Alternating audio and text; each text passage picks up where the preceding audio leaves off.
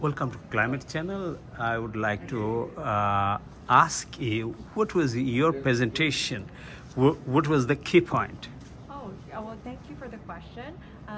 My name's Rosie Yoon. I'm an assistant professor here at the School of Nursing at TMU, and I was thrilled to be part of our morning panel discussing on the topic of social prescribing.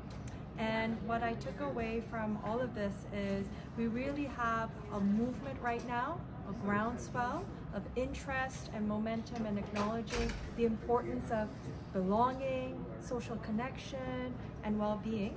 And I feel that now our next part in this journey is to now move beyond the individual levels of connecting people to, recreation and leisure, but to move ahead and look at some of the structural drivers. And so by structural drivers, I mean, the fact that people are struggling with loneliness because they cannot connect to neighbors or go have recreation or sports, that is one element, but we do have to look at the underlying economic difficulties, financial difficulties. And when we talk about newcomers and immigrants in particular, I'm going to reflect on my own father, who was an immigrant, and he drove a taxi for 16 hours a day, and he just did not have the time to have that social connection. And so you cannot just tell people, these are good things when they financially or resource-wise are unable to.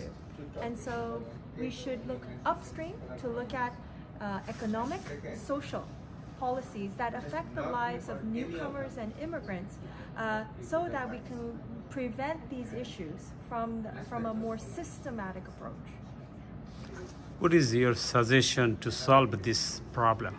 I think conferences like this is the key enabler, because you not only bring researchers from different disciplines. We had somebody today, a professor in the area of biological sciences and environment.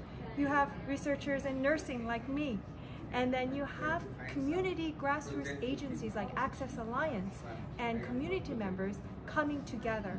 And in the coming together, I think we can identify the common shared solutions that move beyond the individual and towards the systems issue that we need to address. Just one question. Now I am asking you, because you are a medical related professional. What do you think Canadian medical system works good for the full community? It is accessible for all? Well, I am biased as a Canadian that we should be proud of our publicly funded healthcare system. But accessibility is always a deep challenge. Because we need to think about how do we build a healthcare system that works for the most vulnerable in our society. Because if we think about designing a system that works for the most vulnerable, then that system will work for all of us.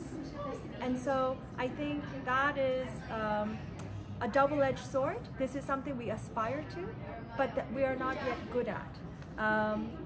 And the Canadian health system stands out worldwide because it is publicly funded, and we should not lose that moral compass to serve our most vulnerable in our society. Thank you very much.